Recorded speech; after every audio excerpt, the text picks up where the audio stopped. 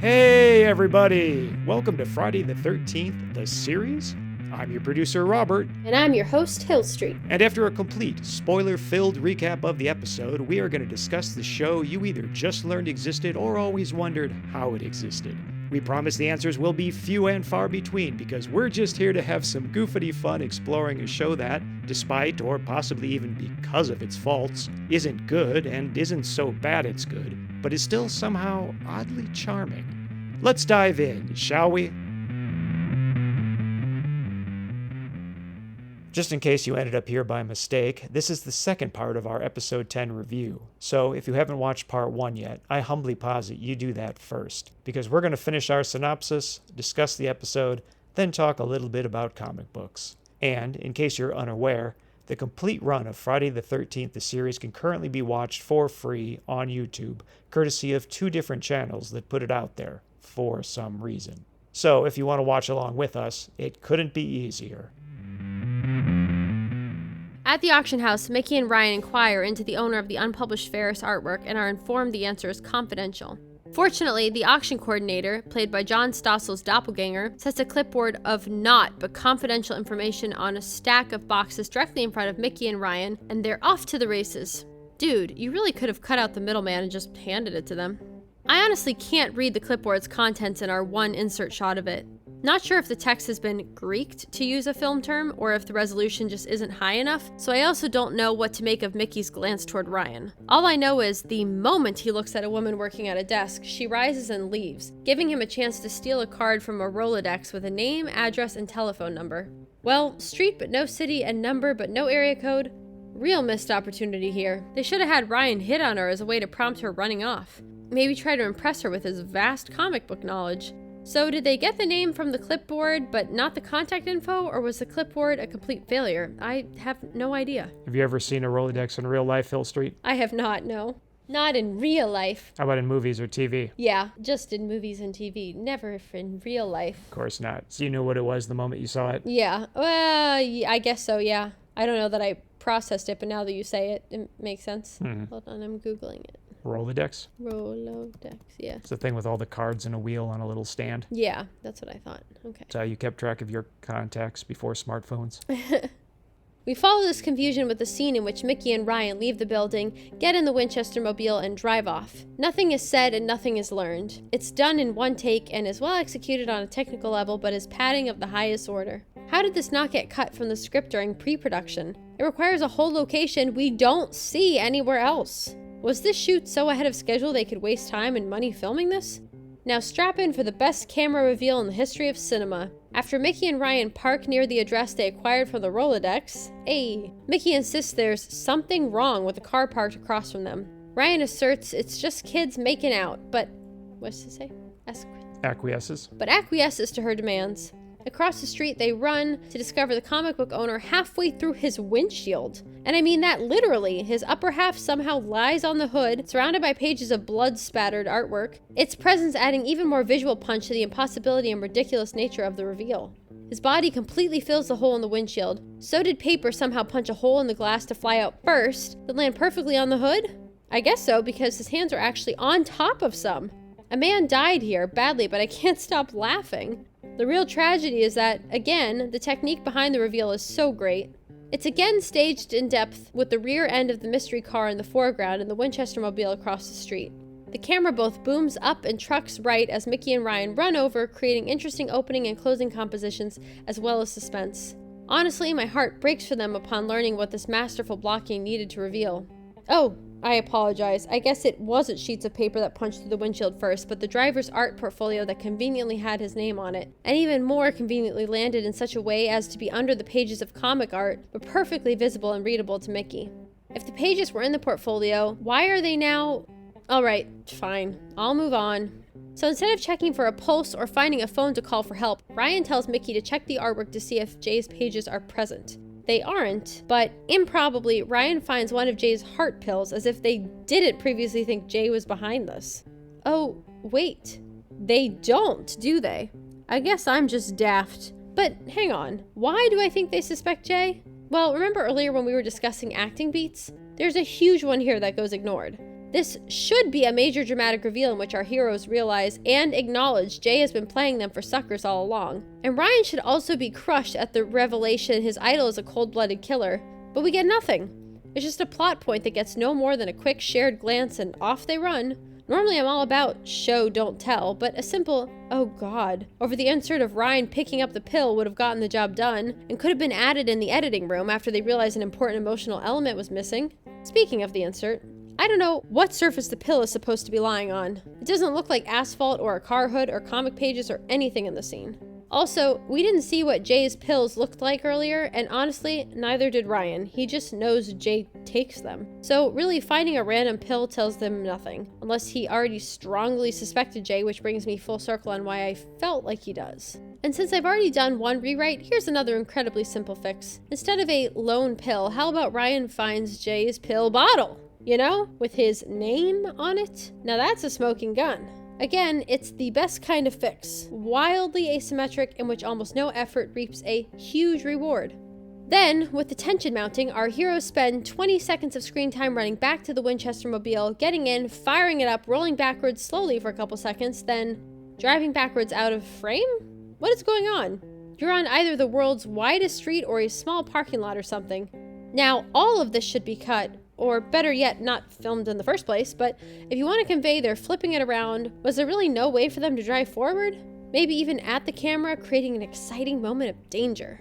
Guess not, because it backs out of frame in a flat, perpendicular shot that wastes yet another great camera move that essentially reverses the one that commenced this scene. Guess all that time and money wasted on padding previous scenes came back to bite the production, because Mickey and Ryan are almost lost to total darkness as they sneak up to Jay's house. Yes, that's the idea, but not the film language of night. Going back to that car for a second, did you notice that? The backing up thing? Yeah. No, I'm sorry. I feel like really bad when you ask me if I notice some of these things, but I feel like I'd have to watch it multiple times to pick up on the things you're picking up on. When you say this stuff, I'm like, huh, that's interesting. That is fair. You can just call me insane for watching it so many times and we can move on. You are insane for watching it so many times. That seems to be our workflow. Yeah, you are absolutely insane. There's a few things that I'll pick up on. Like I remember back in the doctor episode when I immediately was like, what the hell, when he tried to staple something into a metal door or whatever. Yeah, we both picked up on the thumbtack into a metal door. Yeah, if something's truly crazy, I'll catch it, but the backing up thing, somehow I missed that. There are small things that we've both picked up on, to be clear. And it's an exciting moment when it happens. Oh, it definitely is. I'm always stunned. You are. Like, okay, this is a waste of time, but I'm going to go ahead and mention this. And sure enough, you're like, oh yeah, I noticed that same thing. And I'm like, no way. Yeah, you're like, nice, I'm going to sleep well tonight. There are dozens of us. Dozens. Peering through a window, they find Jay burning the comic book page. You love adding that comic book, even though it's harder. I know. You got it in my head in the first paragraph. Clearly. I took it out, and then I put it right back in your head. That's sick. Peering through a window, they find Jay burning the comic pages in his fireplace one by one, for some reason. And our hearts sink as we realize the epic showdown will involve stopping an elderly man from burning paper. Powerful stuff. Really makes you think. Their concern is that they won't know how to destroy Ferris without the pages, but that shouldn't be the goal. Just take the damn comic book, that's all you should be focused on. Mickey distracts Jay at the front door while Ryan quietly slips through a window to, nope! Smashes it with a rock! Well, there went your distraction. Once again, Job, you bought us 2 seconds. At least Mickey can subdue an old man and prevent him from, nope! She just follows him back to the fireplace. Well, obviously Ryan will stop gathering the pages from the floor to apprehend Jay himself. Nope! In a total cuck move, Ryan impotently watches alpha male Jay pick up the majority of the remaining pages, which he himself gathered, then chuck them into the fire. Total aside, but Ryan is holding a clearly branded advertisement or something from the popular 80s animated series Robotech. What the hell is this doing here, and why is it shown so clearly instead of your original artwork show? You know, that you own the rights to? So now the tension is, can Ryan remove these sheets of 40-year-old draft paper before they ignite? Well, if drama is adding complications for your characters, this is the inevitable conclusion, I guess. Call it late-stage drama, if I may be permitted to neologize. Wow, nice job on neologize. Right? Thank you, I know. Nailed it. Nailed it. Oh god, Ryan, now he's physically preventing you from retrieving the burning pages? He's 80-something and has a known heart condition, you total beta? And now you let him pick up a fire poker? At least Mickey's on it, grabbing the haunted comic from a table. That's it. You two can leave now. Oh, you're not leaving? And you let Jay close the distance with his fire poker, so you're now in danger? Gotcha. This is one of those episodes in which you'll have to use the haunted curio yourself. She doesn't know how, but I don't think anyone in this episode did, so okay, go ahead and transform. Oh, we're cutting away to see Ryan salvage some of the burning pages. Fine. And Mickey falls backward to the ground and drops the comic. What? Now Jay tosses his fire poker to retrieve the comic. Jay, you're shockingly spry and menacing for your age and size, and you know you can murder without being Ferris, right? Oh, hey, another transformation comic strip that just obliterates all tension and pacing. But hey, Ryan looks out and sees a panel of Ferris being killed by the comic award. Okay, I can finally guess correctly how this will play out. Ryan will pick up the award and damn it! Scratch that, Ryan hurls a small fireplace shovel at Ferris, drawing his full attention for no reason, save Ryan thinks he's only vulnerable in the stomach. Fortunately, Ryan manages to duck this go-around, making me wonder if Jay is just a worse fighter than Cal was, and stabs him right in that sweet spot. We comic panel through the transition back. Jay asks Ryan how it feels to be a hero, then dies. The actor is fantastic, but I honestly can't tell if he's being sarcastic or not. Also, with that stupid statue sticking straight up out of his chest, robbing his death scene and him by extension of any dignity, I have to say he's demonstrating Alec Guinness levels of being a good sport. As Ryan retrieves the comic, he's probably grieving at Jay's death, whereas I'm grieving at the fact the comic has now been rolled into a tube, so effectively folded into quarters. Quarters, people! Quarters! Commercial break! I'm speeding. Okay, well, then so am I. Also speeding. All right, so our crystal ball question of the week. Yeah. Secondo te, will Ryan's art career ever start to take off, forcing him to choose between that and Curious Goods? Huh. Didn't expect that one. Because we constantly have Mickey being torn between Lloyd and Curious Goods. So will they keep developing something for Ryan to maybe tear him away? Ooh. Well, that just made me think of something, which I'll come back to. Go on. Well, when you said think of something that will tear him away, I wonder if they'll introduce a new girl for Ryan at some point, which will tear him away. Because at this point, he's been all about Mickey, and she's been torn between Lloyd and him. I wonder if at some point they'll introduce a new girl for Ryan to become interested in, and if that will make Mickey feel jealous or conflicted at any point, because right now they haven't given him anyone to focus on but her. So that could be interesting. To go back to your original question, do I think they'll actually do it? No. They have a good setup for it. And at some point, something has to happen to change up the storyline to kind of move them away from things the way they are. They can't just stay completely stagnant the whole time. Shake up the status quo. Yeah. You would think they would do that because any story should. And this story goes on for a while. How many seasons are there? 4? 3. 3? Okay. 72 episodes over 3 seasons. Okay. So you would think that at some point he would, but do I think they will? Not in a big way, at least. Maybe there'll be an episode where something comes of it. So you think he might find a love interest in an episode? Yeah, I could see that. That threatens to take him away. Mm-hmm. But you don't think they'll continue to develop his art career? I don't think so. I don't see that. Do you? I don't know if I see it taking him away. I could see it being something that he would move on to when this series wraps up, like his next step. Yeah, that makes sense. So I think it'll continue to play a part, but I don't think he will get some kind of major break where he could leave the show and pursue an art career. Yeah, I could see that. And if they revisit anything more than once, it's like, good job, show. Exactly. The bar is low. Yeah, exactly. So. But that's just where we like it. Yeah, so they're trying to make something out of it, clearly. And if he does have a love interest at some point, I don't know that it will necessarily take him away, but I could see them using it to create tension or move the story forward with him and Mickey. Oh, you are all about shipping those love triangles, aren't you? Yep, that's where my focus is, and that's where I'm keeping it. Delightful. You know, it's probably past time we discuss Mickey and Ryan's bedrooms. Or, really, Mickey's bedroom and Ryan's antechamber? I mean, the man doesn't seem to have a door to his name. Anyone can stroll up the staircase from the Curious Goods sales floor and be at the foot of his bed, which, in turn, is beside a set of French doors leading to Mickey's room. When her doors are open, they essentially share one giant living space, and she has to walk through his room to get to hers, as far as I can tell. No idea if he has his own bathroom. Also, bizarre, they're French doors. 10 panes of perfectly clear glass apiece. Yes, there appears to be a gauzy curtain of lace over them, but that's not going to deter an ambitious creeper. Granted, none of this should really be an issue given that they're cousins, but let's not open that Pandora's box at this late hour. Yeah, I've had the same thought about their rooms. Very weird. They're like practically just share an open space together. Very strange. Yeah, and his room, again, doesn't have a door. I know. Even a customer that was just wandering downstairs and thought like, oh, maybe there's more store up this staircase would be effectively in his bedroom. Yeah, I know. It's bizarre. It's not even, he doesn't have a room. He has a space. I genuinely think the show thinks that's like sexy. I really do. Interesting. That's the only reason I can think of. Yeah, there's like, ooh, like if they want to, they could look at each other. I don't know. You just keep shipping Hill Street. That's all I'm saying. Mickey asks for another comic book issue and tries to convince Ryan to attend an upcoming comic arts festival at an art gallery. Show, why do you have to be so obtuse? Obtuse, is it deliberate? Why not a comic convention?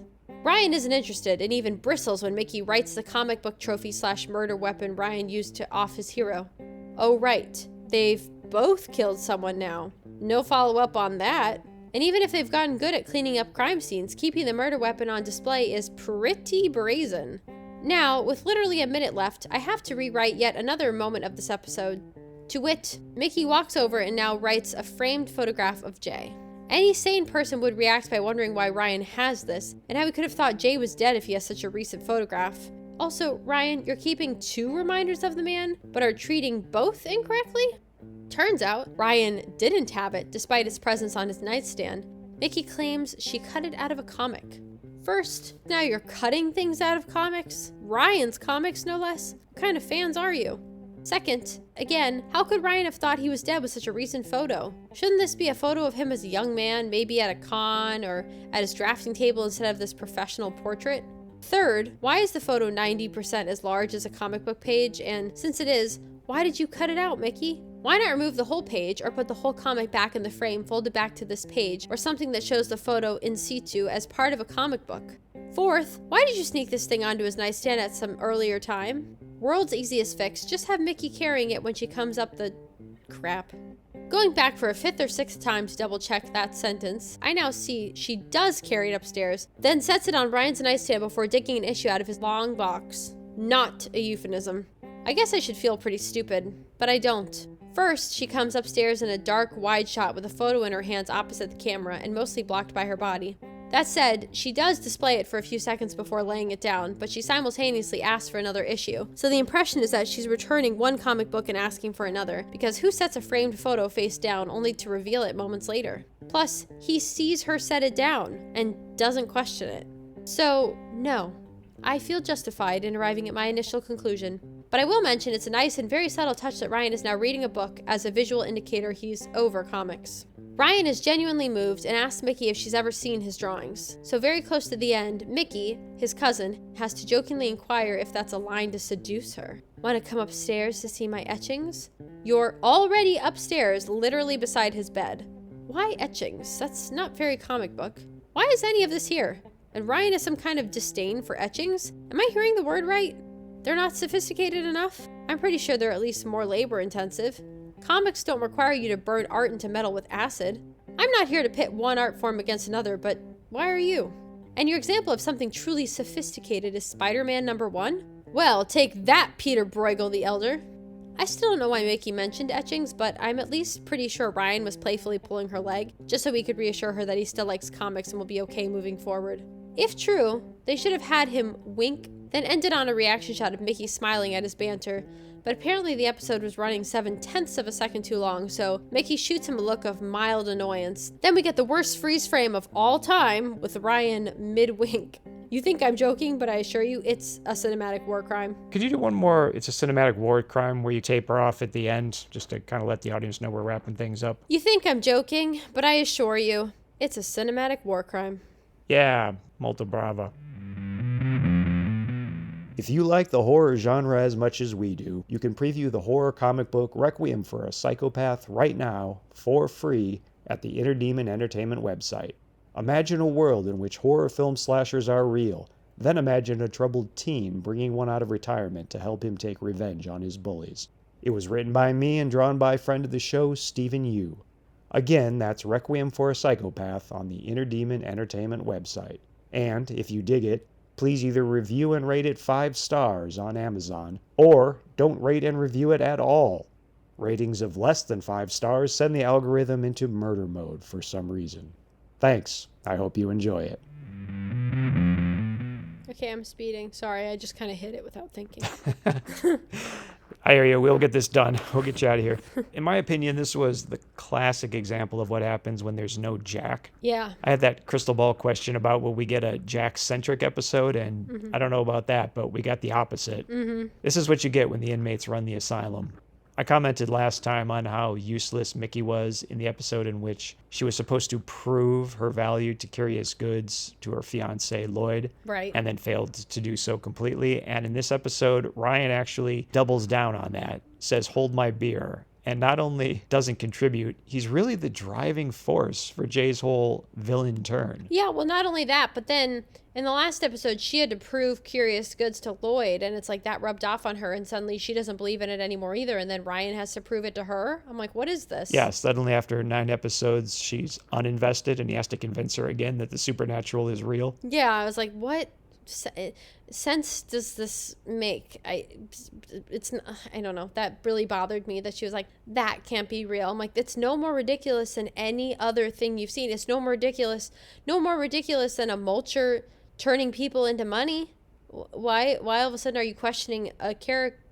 Oh my God, I'm sorry. It's no more ridiculous than a comic book character coming to life. Why is that so much crazier to you?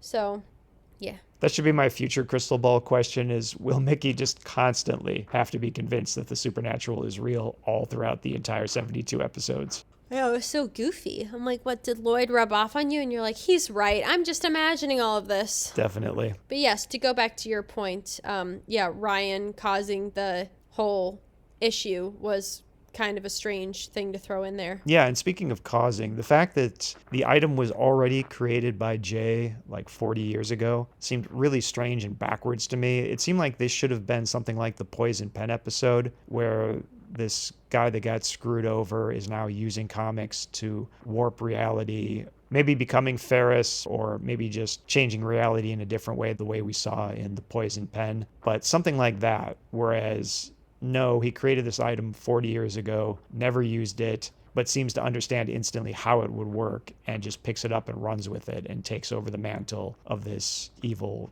it's not an evil superhero, of this evil character. The character's not evil, but you know what I mean. I'm trying to be coherent, but this show just breaks my brain every time I think about it. He just becomes a villain in his autumn years. Right. I'm with you. And why is it a sci-fi comic when it's Tales of the Undead? And it would have made so much more sense if it was a horror comic. Right. And for Tales of the Undead, the character, the weird, stupid-looking metal man thing, just not how you would think it would be like a zombie or something. And frankly, Ferris looks like he would be the villain of the story. He doesn't look like a hero. Nor does anyone act like a hero when they are playing him. Exactly. So why isn't it the villain of the story that he's turning into? Right. That would make a lot more sense. And why did they name him Ferris? Also true. It's a weird name. It might have something to do with the Latin name for metal, because he wears that suit of armor. That makes sense. That actually might be it, but it might have just been the 80s. Yeah, no, that makes sense. 2 episodes in a row in which our heroes are almost entirely useless, and 2 episodes in a row in which the item being sold doesn't really seem like it would be sold by an antique store. Yeah. Let's go through the items that we've seen so far in the 10 episodes and see. The doll. Yep. Vita? Absolutely would be sold in an antique store. Yes. Episode 2 is the pen. The pen, sure, I'll give him that. That one doesn't stand out to me as weird. Cupid statue, kind of a gray area. Yeah, I think that could be, though, like an old statue. Yeah, that's fine. Yep. The 4th one is what? Cup of time. Cup? Okay. Teacup, definitely. Yeah, it was a teacup. For some reason, I thought it was a chalice for a second. Teacup, sure. What's the 5th one? Well, the 5th one it's the Halloween episode in which the curio is essentially that amulet that they obtain. I don't even know if that was for sale, or he literally had to go down to the vault, so I don't even know if that one was sold or just an item lying around. But yeah, basically a necklace, amulet. Yeah, I could see that. Yeah, that's fine. What's the 6th one? Ooh, now we're testing me. Let's see. 6th one is... the magician? Oh, yeah, you're right. Great Montaro. Yeah. Okay, and what was the item? Well, I'm going to say a magician's trick, a magician's stage prop that involves 2 entire large boxes. Deep cut. Not a lot of people that are going to want that. Yeah, that one's really iffy, too. Why would that be there? I don't know. That one's iffy one. Only if it belonged to like Houdini or someone. Yeah, but even then, that's got to be, I feel like that'd be in a more specialty store than a random antique store. Yeah, it would probably be owned by a current magician and you would just buy it from them. Yeah, I feel like that'd be something on eBay. Not that eBay was there around back then, but okay, what was 7? Let's see. We're not up to the Shadow Boxer yet. 7 was, that's the scalpel, Dr. Jack. Okay. So yes, a 19th century scalpel. Yeah, maybe. I mean, a little weird, but still, I could see it. I'm gonna let that one go. I feel like that could be. Yeah, it gets a pass. Boxing gloves. I don't know. Yeah, okay. There are dedicated sports memorabilia stores, so Yeah. I'm going to say probably not. Yeah, that's the thing, is I feel like that would be in a more specific store than just an antique store. And then, of course, the mulcher, no way. No way. And then And the comic book, no, I don't buy it. It'd be in a comic book store. Why would you have a rare and like mint condition, specific, limited edition comic book in a random antique store? I just don't think so. It'd be in a comic book store. Right, so we're at maybe, I'd have to go back through that list later, but that was about 50%, I think, that we buy. Yeah, or maybe closer to 60, but yeah. The first 5 episodes are solid. It's after that they started to get real weird. Yeah, I can't wait to see where it goes next. Yeah. I mean, they got 72 episodes, so they're definitely going to run out of things you'd find in an antique store. Oh, I can't wait till 72. Kind of crazy crap. It's a set of jacks. It's a tire iron. It's Yeah. an inflatable mattress pump. Hey, these are probably better than what they'll have. Looking forward to it. Any performances really jump out at you? Favorites, least favorites? I enjoyed Jay. I thought he was very good, and he's a seasoned actor. Darn right he is. Yeah. Yeah, I'll talk about him real quick. That's Ray Walston. Ooh, his credits go back to 1914, I think. Seemed like he worked all the way up until his death in 2001 at 87. And he was in such diverse projects as Stephen King's The Stand. Love that. I assume you've seen that at some point. Multiple times. Yeah, had a really interesting career and had major roles in such iconic projects as Popeye, South Pacific, Paint Your Wagon, The Sting, and he played Mr. Hand in Fast Times at Ridgemont High. Wow. And in a fun little bit of closure to his career, the last role listed for him on IMDb was a character named Pappy. Not too interesting in and of itself, but he also played Poop Deck Pappy in Popeye. Oh. So the man actually played the character Pappy twice in his career. Kind of a fun little tidbit. Sexy. Sexy, yes. How long did he live? He lived to be 87. Not bad. Yep, and worked right up till the end. No, that's awesome. Okay, so there was Carmine, one of our paisans. Was in some fun projects. Remember last episode I mentioned the Police Academy series? Mm-hmm. Well, he played an officer in the very first one.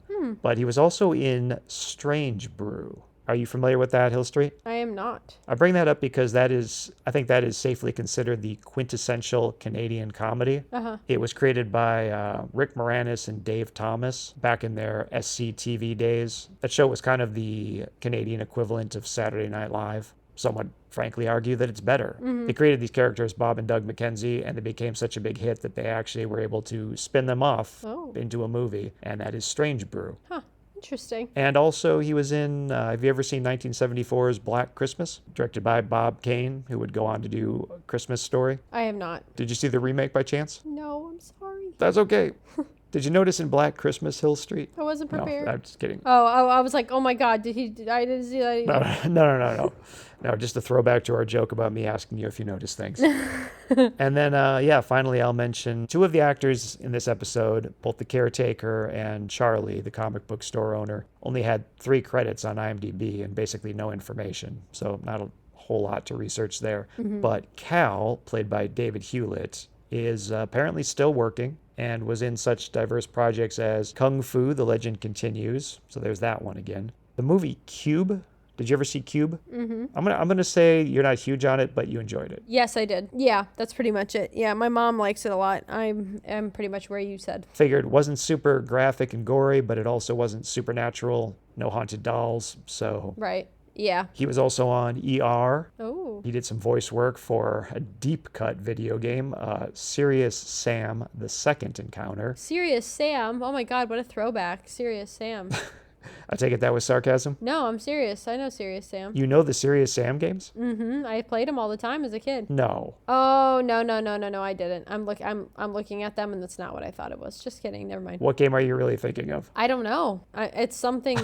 it's like an animated kids game that's like cute, and it's not Serious Sam. I don't know what I'm thinking of. Never mind. Just ignore me. Sam and Max, maybe? I don't know. Disney Kids Afternoon? It's No, that wasn't a game. That was Sam a cartoon. computer game. Let's see. Oh, it's Pajama Sam.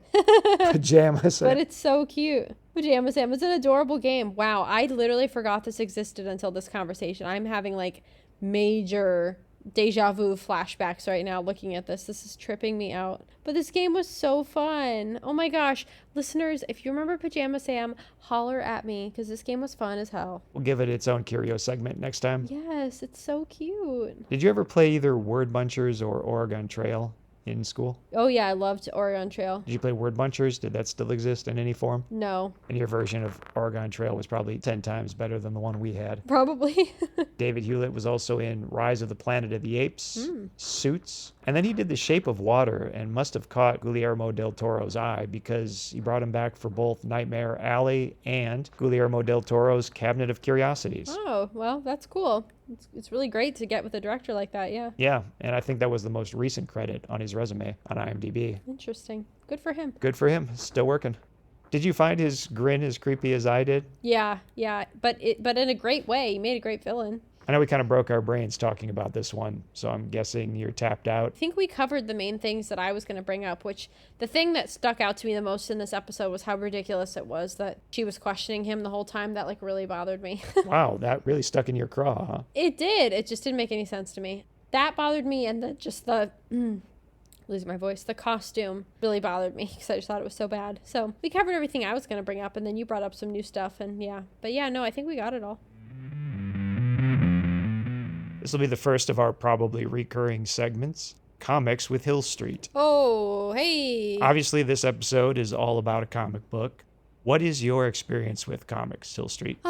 Well, I used to be absolutely obsessed with the show Smallville.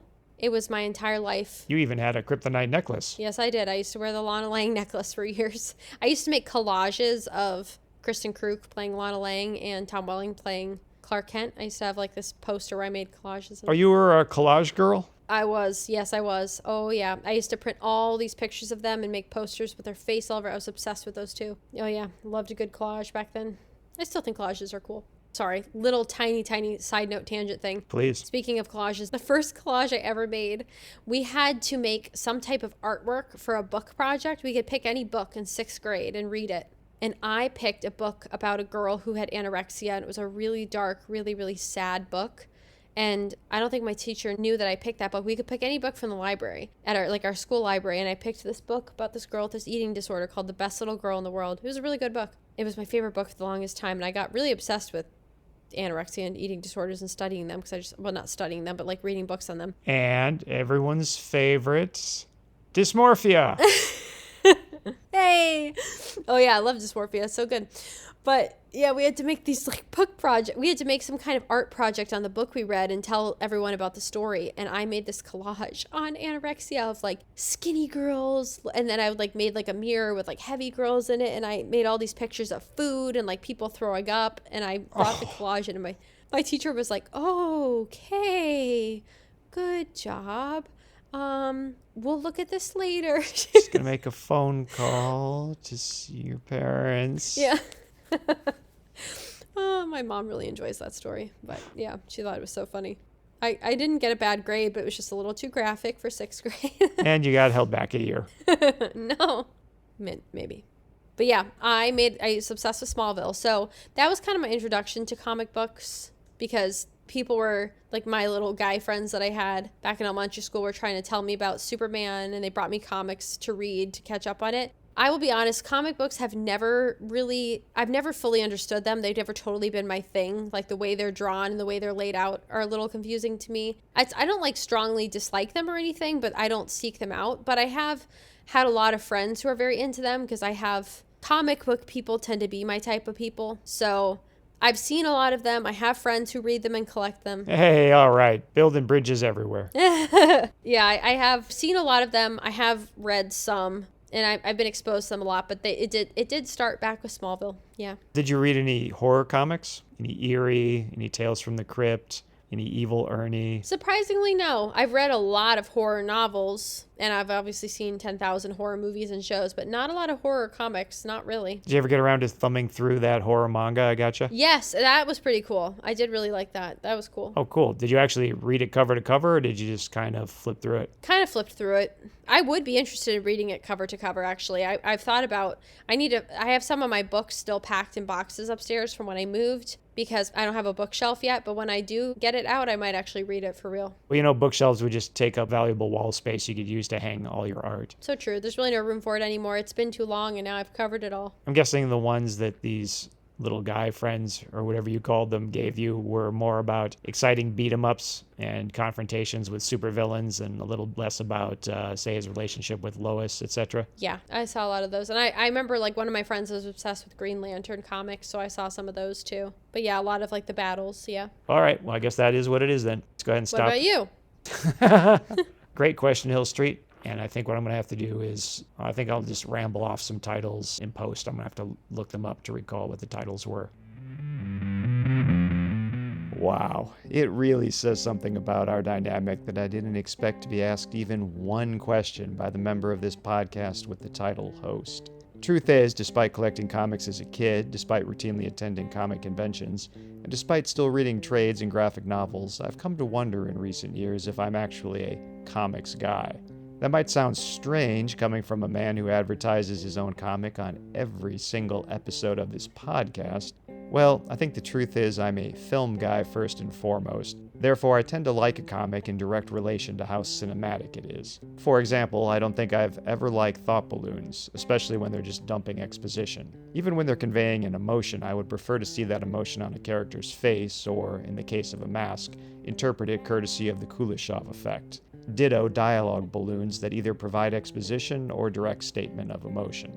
Side note, I'm cool with either internal or external narration boxes, as those are essentially the printed form of voiceover. Maybe the far more important issue is that I prefer comics that have a strong narrative drive with a distinct beginning, middle, and end, and, preferably, an ending that doesn't just revert back to the status quo. This is admittedly a big ask when you want to tell stories with a character every single month in perpetuity. Needless to say, Requiem for a Psychopath is as cinematic as we could make it, while still respecting the fact it's a comic, and not storyboards with word balloons. A fact artist Stephen Yu was good enough to remind me of on a regular basis. And of course, there's always the possibility that I've just read a lot of bad comics lately, and that's skewing my perception. Or maybe those same comics were so brilliant they've simply gone over my head. Or potentially a combination of some or all of these factors.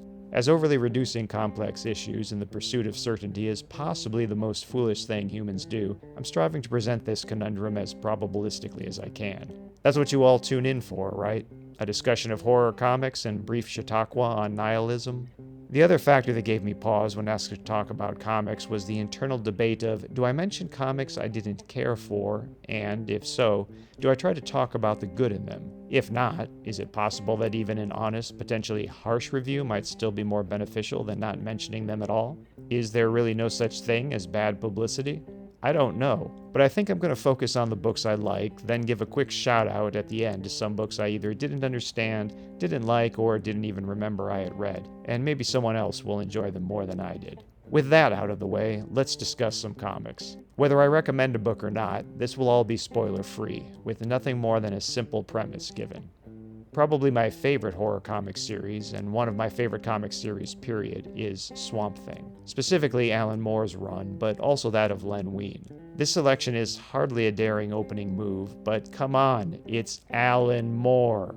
Despite what I just finished saying about preferring cinematic storytelling, I suspect that's because comic writers often are neither tasked with nor up to the task of delivering something truly literary, so the end product is neither fish nor fowl. Moore, of course, marries literary and visual storytelling near perfectly. There are moments that feel like you're watching a Texas Chainsaw Massacre, deftly interwoven with prose that feels like you're reading Paradise Lost. That, coupled with his robust knowledge of science, psychedelics, and an alarmingly deep interest in the occult, creates some of the best horror ever committed to comic panels. I'll single out the issue My Blue Heaven for special consideration, as it's truly haunting. In it, our eponymous Swamp Thing has essentially transported himself from Earth to a distant planet with blue vegetation. The idea that this creature, so completely of this Earth and linked to his local environment, would leave the planet to go on cosmic adventures seems like it should completely jump the shark and derail the series. Yet it doesn't, giving us instead some of the richest, most psychological character work of the entire run, and that's really saying something. On this foreign world, he learns to use his innate powers to craft anything his heart desires while going mad from isolation. I won't reveal any more, as this is sufficient to illuminate the point that what sounds like a cheap, trapped in a small space bottle episode of a sitcom proves to be a profound meditation on the crippling effect of loneliness that ranks up there with some of the best episodes of The Twilight Zone covering similar ground.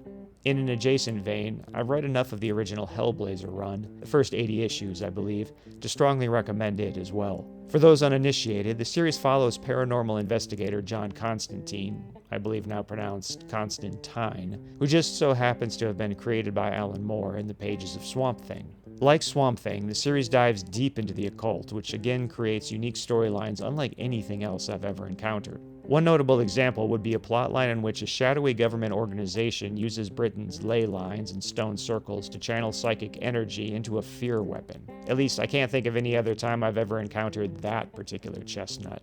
Slightly more off the beaten track is Gideon Falls, a genre-bending combination of horror, sci-fi, and multi-dimensional metaphysics, with art that will have you rotating the page 360 degrees at times. It begins with a young man in the city of Gideon Falls who roots through trash cans all day, seeking pieces to something he calls the Black Barn. It also begins with a priest arriving in the small town of Gideon Falls, whereupon he is embroiled in a murder investigation with a supernatural angle.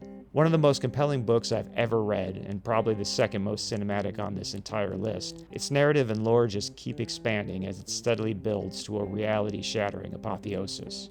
Strange Embrace is a gothic horror story that reads like flipping through transparent pages in a Victorian anatomy book, working your way down through the skin, nerves, muscle, circulatory system, organs, and bones. An old recluse and collector of mysterious African antiquities is forced by his psychic tenants to tell the story of what happened to his dead wife. But one telling from a single point of view isn't enough, and as the story is retold, layers of euphemistic reimagining are stripped away, revealing a dark inner core of obsession, despair, and madness.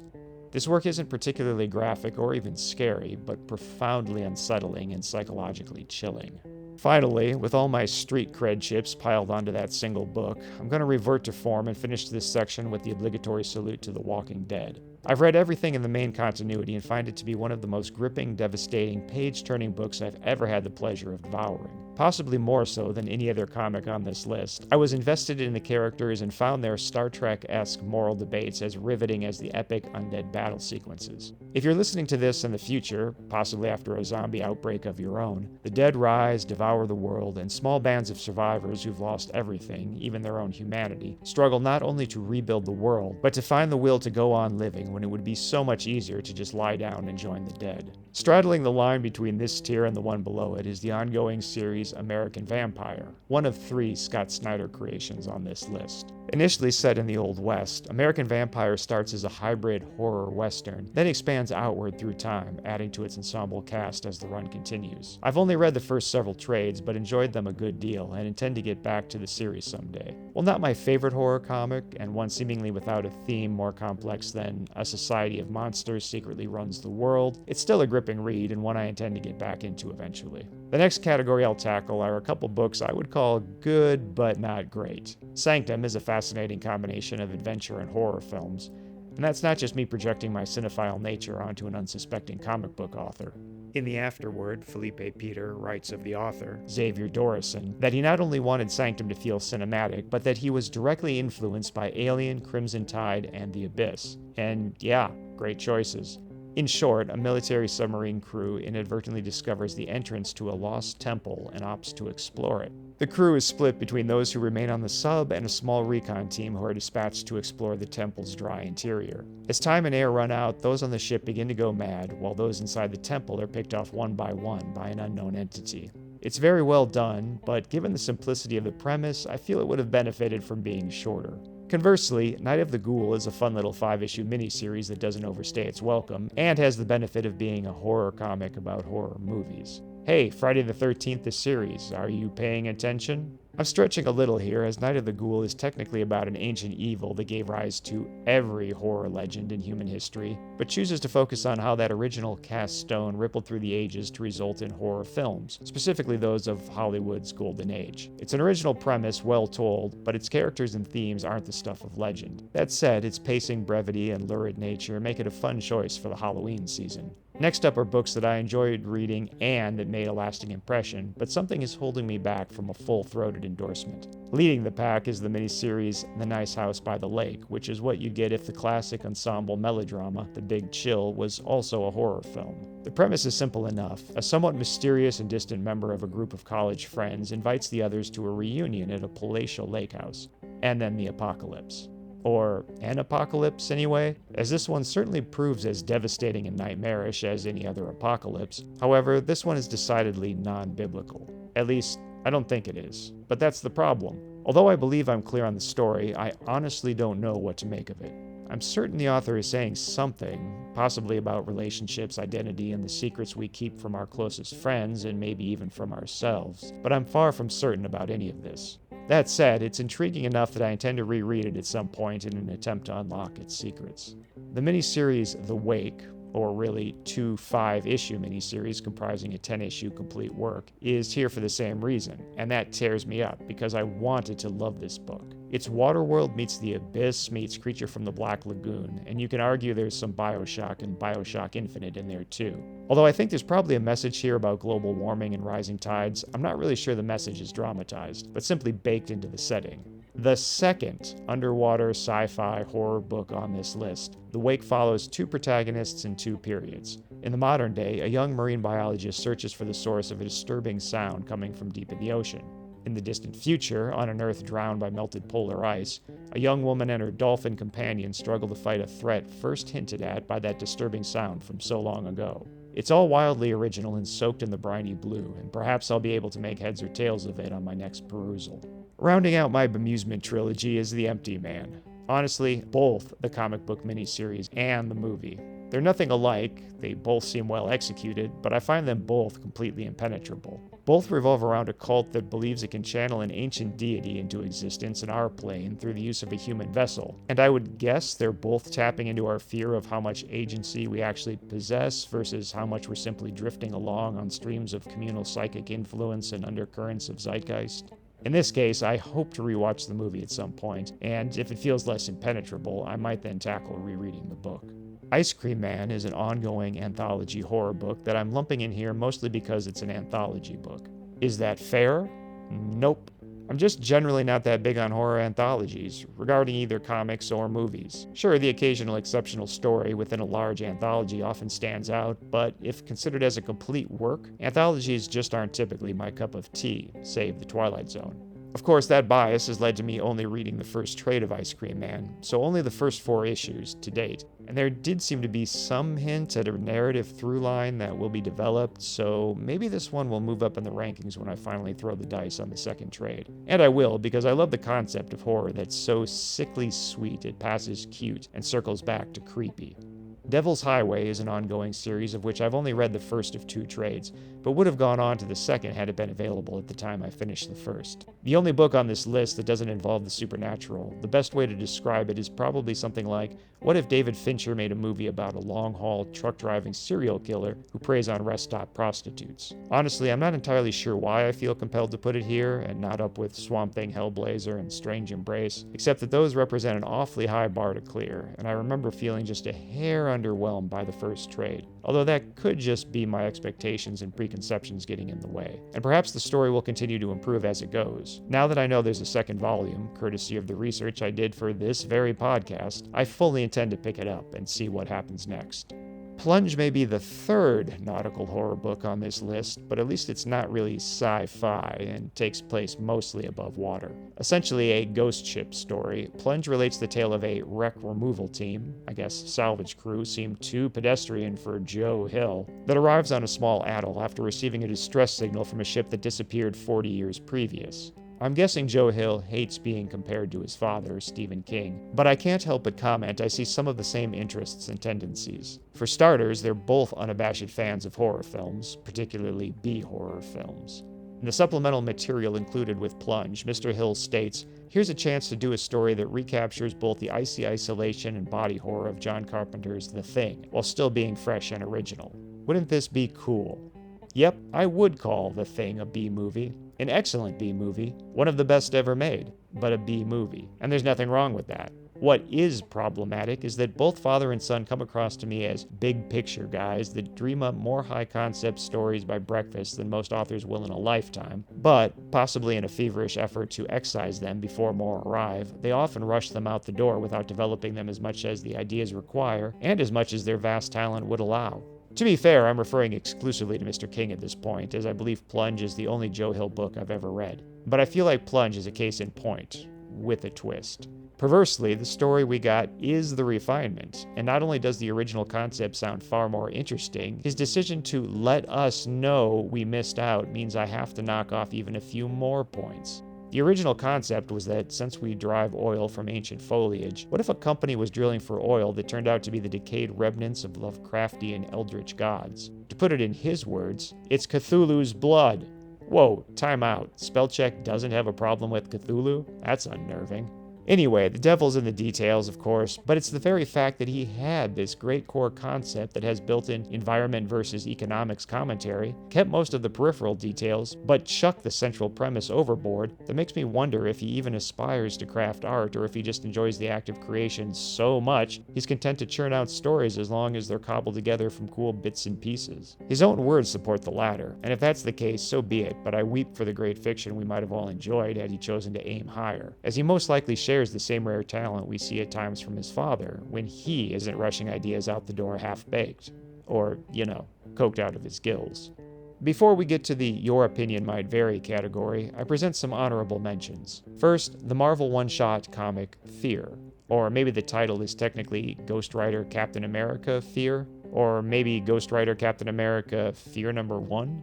I'm not sure, but it's a standalone story in which Ghost Rider and the Scarecrow go head-to-head and Captain America is present because... comics. Honestly, I find Cap's presence utterly baffling and completely mood-shattering, and I'm totally willing to overlook that precisely because it's so ridiculous prima facie only a comic book would even think to attempt it. To quote It's Always Sunny in Philadelphia, that doesn't make any sense. It doesn't have to make sense. You're right, I'm gonna do it. If you're thinking that's a lame justification for uneven work, the joke's on you, because I never said this book was good. It's the one guilty pleasure on this list, and even if Cap had been expunged, it would still probably be a mediocre story that, at best, had value as a time capsule of where comics were at in the 90s, but it struck all the right notes with me as a kid, so here it shall remain. Less a guilty pleasure and more an underrated gem is Hunter Prey, a 3-issue miniseries that serves as the final showdown between Superman and Doomsday, the alien being that killed him years before. Or nearly killed him. Come on, it's comics, people. This probably gets a little extra bump simply because the Death of Superman event was such a non-event, whereas this actually has some weight to it. Superman is typically said to be at his best when his psychology is explored, since he's so overpowered physically. And this story is all about seeing the Man of Steel actually afraid of his opponent. Not an I might lose kind of afraid, but this thing previously killed me and the thought of going up against it again actually unlocks childhood trauma kind of afraid. Not that I need to justify its presence on this list of horror titles, but it's about a man facing a space monster that terrifies him, that he doesn't know how to defeat, and that he expects will destroy him, mentally and physically, and then kill everyone on his adopted homeworld. If that's not horror, I don't know what is. If Ex Machina had just a touch more horror in it, and not just a few horrific moments, and a bit of body horror baked into its DNA, it would absolutely be up at the top of this list. A civil engineer bonds with a piece of alien technology that allows him to speak to, and by extension, control machines. As the world's only superhero, he gains instant fame, and soon swaps both his engineering and superhero job to become mayor of post-9/11 New York. It might not quite be horror, but it's genuinely operatic. Finally, we have the autobiographic novel, My Friend Dahmer. Again, this is only horror adjacent, hence its inclusion here and not at the very tippy top of this list, as both this graphic novel and the movie based on it are masterpieces. In short, writer and artist Derf Backderf was an acquaintance of serial killer and cannibal Jeffrey Dahmer back in high school. I choose the word acquaintance by design, as despite the protestations of the title, I believe the book to be an epic meditation on regret, with Derf wondering, had he and everyone else in Dahmer's life taken any real interest in and possibly showed a hint of compassion for a troubled kid everyone knew was in pain, just maybe life would have turned out differently both for him and his eventual victims. Really, this is the most profound and poignant book on the list, and it will stay with you long after you've turned the final page. And now, a collection of single issues, miniseries, trades, and graphic novels, none of which I'm sorry I read, but that just happened to be books that didn't strike a chord with me. Full disclosure, some are longer series of which I only read a portion, but that's the point. I wasn't compelled to keep reading. I'm not going to go into any detail, I'm just going to throw out titles willy-nilly. If any sound interesting, by all means, look them up and maybe give them a try. Perhaps you'll find something in them I missed. Blood Realm, Britannia, The Cabinet, The Chair, Doll Island, Double Feature, Fubar, Peau Noir, The Seance Room, Sea of Sorrows, and Shadows over Venice. Thanks for joining us, folks. As Hill Street is still wrapping up her theatrical obligations, next episode will be the final Needful Things special, in which I'll discuss the book, then never speak of Needful Things again. And if you found the scratchy audio of these last 2 episodes annoying, good news. It will be better next time. For you see, I tried something to improve my recording and succeeded in making it worse. So I won't be doing that next time. To find out what other exciting things I won't be doing next time, join us in 3 weeks. We'll see you then. Thanks for listening, everyone. We know you have a lot of choices when choosing a Friday the 13th the Series podcast, and we sincerely thank you for choosing ours. Ferris sure walked like Jason, and he was covered head to toe. I mean, you can't prove Jason wasn't under all that armor. Special thanks to Joshua Romeo for original music, and to Stephen Yu for original art. And be sure to check out the Joe on Joe podcast, the only podcast where Joe Slepsky discusses G.I. Joe. If you want to support our show, you can leave a review and rate us 5 stars on Apple Podcasts. If you want an occasional update on our projects, you can sign up for our newsletter at the Inner Demon Entertainment website. And if you want to know exactly how behind schedule our latest episode will be, you can find social media links on our website. Next episode will be an hour of me apologizing to the movie Needful Things, now that I've read the book and see what they had to work with. Take care until then, and always remember what Carl said to Frylock. It don't matter. None of this matters. Good night, everybody.